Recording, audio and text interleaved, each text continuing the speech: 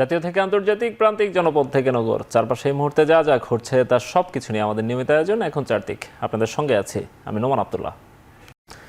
জামায়াত ক্ষমতায় গেলে গার্মেন্টস শিল্পে নারী পুরুষের বেতন বৈষম্য দূর করার পাশাপাশি সব শিল্প কারখানায় ডে কেয়ার সেন্টার স্থাপনের অঙ্গীকার করলেন দলটির আমির ডাক্তার শফিকুর রহমান। গাজীপুরের জয়দেবপুর রাজবাড়ী মাঠে জনসভায় একথা বলেন তিনি। সভায় তিনি বলেন, ভোট ডাকাতদের হাত স্তব্ধ করে দিতে হবে। এর আগে কিশোরগঞ্জের কাটিয়াদি সরকারি কলেজ মাঠের জনসভায় তিনি বলেন, এক্স আইডি হ্যাক নিয়ে তথ্য প্রমাণ পেয়েও একটি দল নেতিবাচক রাজনীতি করছে। চোরাই পথে আর নির্বাচন হতে দেয়া হবে না।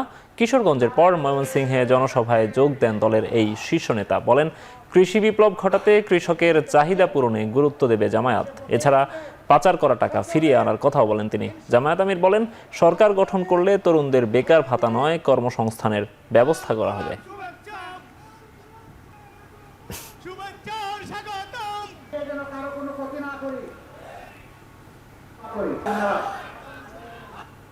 দলেরও নেতৃবৃন্দ বলতেছেন তারাও দুর্নীতিমুক্ত দেশ গড়বেন। ভালো কথা, চ্যারিটি স্টার্টস ফ্রম হোম। ভালো কাজ নিজের গড় থেকে শুরু করতে হয়, সেটার প্রমাণ আগে দেন। 49 জন ঋণ খেলাপি যাদেরকে বগলের নিচে নিয়ে নির্বাচন করছেন, আগে তাদেরটা বাতিল ঘোষণা করেন। ভোটের দিকে কেউ যদি অন্যায়ভাবে হাত বাড়ায়, সেই হাত স্তব্ধ করে দিতে হবে। কাল নির্বাচনী সফরে বরিশাল ও ফরিদপুরে যাচ্ছেন বিএনপির চেয়ারম্যান তারেক রহমান। বরিশালে নগরীর বেলস পার্ক এবং ফরিদপুরের সরকারি রাজেন্দ্র কলেজ মাঠে নির্বাচনী জনসভায় বক্তব্য রাখবেন তিনি। তার আগমন ঘিরে সকল প্রস্তুতি শুরু হয়েছে। এ নিয়ে আরও জানাতে ফরিদপুর থেকে যুক্ত হচ্ছেন সহকর্মী মফিজুর রহমান শিপন। শিপন, তারেক রহমানের আগমন উপলক্ষে কেমন আয়োজন দেখছেন?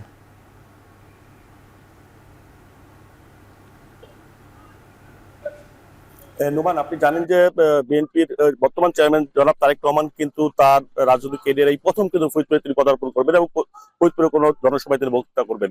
তো আমি সকাল থেকেই কিন্তু এই মাঠ মানে নেতাদের সঙ্গে কথা বলেছি। সকাল থেকে কিন্তু বিএনপির বিভিন্ন পর্যায়ের নেতাকর্মীরা কিন্তু যে মাঠে জনসভাটি হবে সেখানে কিন্তু তারা পরিদর্শন করেছে এসেছেন। বিশেষ করে বিএনপি সাংগঠনিক সম্পাদক সাবা ওয়াহিদ ইসলাম রিঙ্কু, এরপরে সহ সাংগঠনিক সম্পাদক খন্দকার বাসুজ্জামান সহ জেলা বিএনপি এবং তার অঙ্গ সংগঠনের নেতৃবৃন্দ কিন্তু এসেছেন। আমি বলে রাখতে চাই আপনাকে, এই মাঠকে নিরাপত্তা দিতে কিন্তু সরকারিভাবে প্রশাসনের বিভিন্ন স্তরের গোয়েন্দা পুলিশ থেকে শুরু করে পোশাকধারী পুলিশও কিন্তু এখানে আমরা দেখতে পেয়েছি। এখানে কিন্তু মাঠ পরিদর্শন করেছেন ফরিদপুর পুলিশ সুপার নজরুল ইসলাম সহ র্যাব এবং বিজিবির কমান্ডারও কিন্তু এখানে পরিদর্শন করেছে। আমরা বিজিবির কমান্ডার যিনি ফরিদপুর দায়িত্বপ্রাপ্ত রয়েছেন লেফটেন্যান্ট কর্নেল আরিফ হক চৌধুরী, তিনি বলেছেন যে সমাবেশটাকে শান্তিপূর্ণ করতে, নিরাপত্তা নিশ্চিত করতে আমাদের পক্ষ থেকে এবং জেলা প্রশাসন এবং পুলিশ প্রশাসনের পাশাপাশি আমরাও কিন্তু সর্বোচ্চ চেষ্টা করবো এবং বিচ্ছিন্ন নিরাপত্তা ব্যবস্থা কিন্তু আমরা করবো, এমনটি তারা বলেছেন।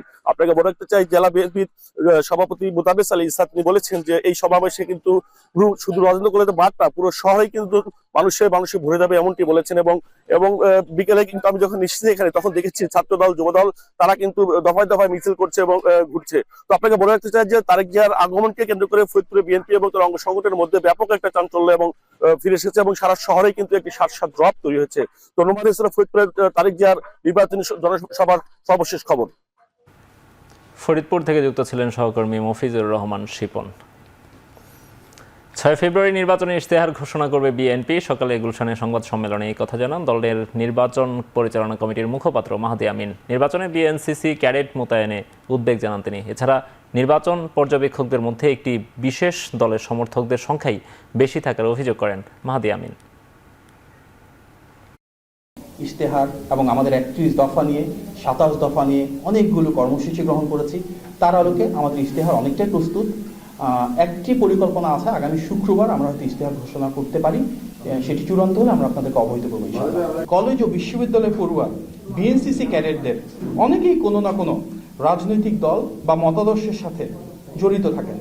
ফলে তাদেরকে নির্বাচনে সম্পৃক্ত করলে তা অবাধ, সুষ্ঠু ও নিরপেক্ষ নির্বাচনের পথে অন্তরায় সৃষ্টি করতে পারে।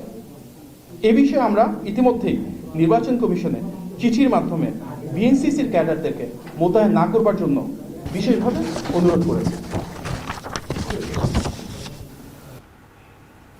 এখন চারদিকে নিচ্ছে একটা বিরতি, ফিরছি একটু পরেই।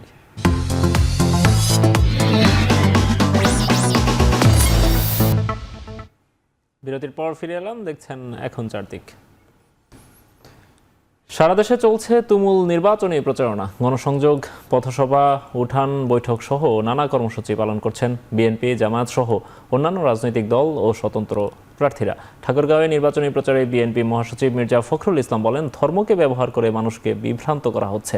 শুধু তাই নয়, তারা ৭১কেও মুছে ফেলতে চায়। কুমিল্লায় জনসভায় হাসনাত আব্দুল্লাহ বলেন, নির্বাচনের মধ্য দিয়েই এদেশে চাঁদাবাজির অধ্যায় শেষ হবে। এদিকে নীলফামারীতে যোগাযোগ, শিক্ষা আর স্বাস্থ্য সেবায় উন্নয়নের প্রতিশ্রুতি দেন জামায়াত প্রার্থী আল ফারুক আব্দুল লতিফ। কক্সবাজারে বিএনপির সালাউদ্দিন আহমেদ বলেন, মুক্তিযুদ্ধের ইতিহাস বিকৃতভাবে উপস্থাপন করছে স্বাধীনতা বিরোধীরা। এদিকে নাটোরে এনসিপির পদযাত্রায় দলের মুখপাত্র আসিফ মাহমুদ অভিযোগ করেন, প্রশাসন একটি দলের হয়ে কাজ করছে। রাজশাহীতে বিএনপির প্রার্থী মিজানুর রহমান মিনু বলেন, ধানের শিশি পারবে অর্থনীতিকে ঠিক রাখতে। বরিশালে বাসদের প্রার্থী ডাক্তার মনীষা চক্রবর্তী আচরণবিধি ভঙ্গের অভিযোগ তোলেন।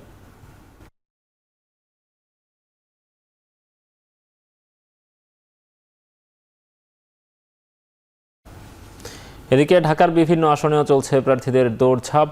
অভিযোগ পাল্টা অভিযোগ আর প্রতিশ্রুতি নিয়ে ভোটারদের কাছে যাচ্ছেন তারা। সকালে ঢাকা ১০ ও ৬ আসনে গণসংযোগ করেন জামায়াত প্রার্থী ও অ্যাডভোকেট জসিমউদ্দিন সরকার ও ডাক্তার আব্দুল মান্নান। জামায়াত আমিরের আসনে তার পক্ষে প্রচারণা চালান নেতাকর্মীরা। এ সময় তারা অভিযোগ করেন, ইসি নির্বাচনের সমতল ক্ষেত্র তৈরি করতে পারেনি। এদিকে ঢাকা ৮ আসনে গুলিস্তানের পাতাল ও স্টেডিয়াম মার্কেটে গণসংযোগ চালান বিএনপির হেভিওয়েট প্রার্থী মির্জা আব্বাস। তিনি বলেন, সারা জীবন জনসেবা করেই মানুষের মনে জায়গা করে নিয়েছেন তিনি। এছাড়া জুরাইনে প্রচারণায় নামেন ঢাকা ৪ আসনের বিএনপি মনোনীত প্রার্থী তানভীর আহমেদ রবিন। উত্তরায় প্রচারে নামেন ঢাকা ১৮ আসনের স্বতন্ত্র প্রার্থী মহিউদ্দিন রনি।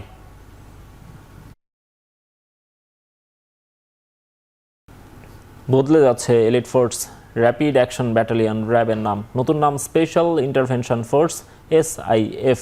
শিগগিরই নতুন নামে কাজ শুরু করতে আদেশ জারি করা হবে বলে জানিয়েছেন স্বরাষ্ট্র উপদেষ্টা। দুপুরে সচিবালয়ে আইনশৃঙ্খলা সংক্রান্ত কোর কমিটির বৈঠক শেষে এই কথা জানান তিনি। সশস্ত্র বাহিনী কর্তৃক এবং ১৯৯ অস্ত্র উদ্ধার হয়েছে, ১৯৭২ অ্যামুনিশন এবং ১৮০৭ জনকে গ্রেফতার করতে সক্ষম হয়েছে।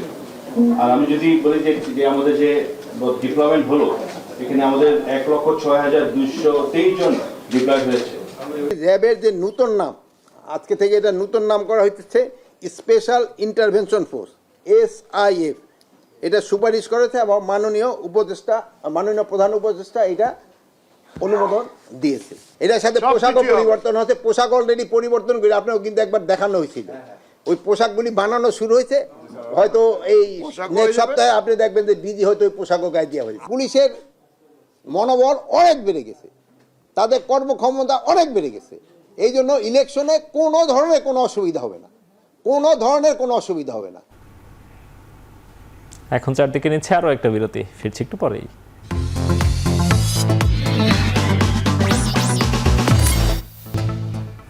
বিরতির পর ফিরে এলাম আরও একবার। আপনারা দেখছেন এখন চারদিক। নির্বাচন ও গণভোট উপলক্ষে গাজীপুর জেলা পরিদর্শন করেছেন সেনা, নৌ ও বিমান বাহিনীর প্রধানরা। সকালে সেনাপ্রধান জেনারেল ওয়াকারুজ্জামান, নৌবাহিনী প্রধান অ্যাডমিরাল M নাজমুল হাসান এবং বিমান বাহিনী প্রধান air chief marshal Hasan Mahmud Khan গাজীপুরে পৌঁছান। পরিদর্শনে বাংলাদেশ ধান গবেষণা ইনস্টিটিউটে মতবিনিময় সভায় যোগ দেন ৩ বাহিনী প্রধানগণ এবং ঊর্ধ্বতন সামরিক কর্মকর্তা। ঢাকা বিভাগের গাজীপুর, নরসিংদী ও নারায়ণগঞ্জ জেলার আইনশৃঙ্খলা বাহিনী এবং প্রশাসনের কর্মকর্তাদের সঙ্গে আলোচনা করেন। মতবিনিময়ে জাতীয় নির্বাচনকে শান্তিপূর্ণ, নিরপেক্ষ ও সুষ্ঠুভাবে সম্পন্ন করতে সমন্বয় এবং সার্বিক নিরাপত্তা ব্যবস্থাপনা নিয়ে গুরুত্বারোপ করা হয়। এ সময় ৩ বাহিনী প্রধানরা পেশাদারিত্ব, নিরপেক্ষতা, শৃঙ্খলা, ধৈর্য এবং নাগরিক বান্ধব আচরণের মাধ্যমে দায়িত্ব পালনের নির্দেশনা দেন।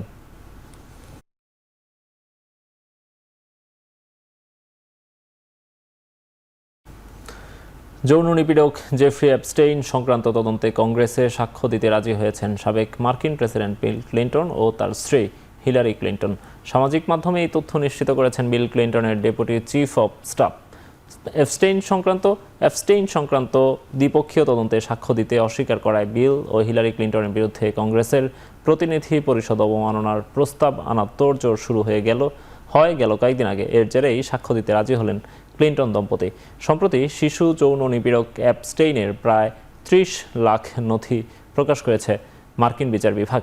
এক নারীর সঙ্গে বিল ক্লিন্টনের ছবি প্রকাশ পেলেও তার বিরুদ্ধে এখনও যৌন হয়রানির অভিযোগ পাওয়া যায়নি।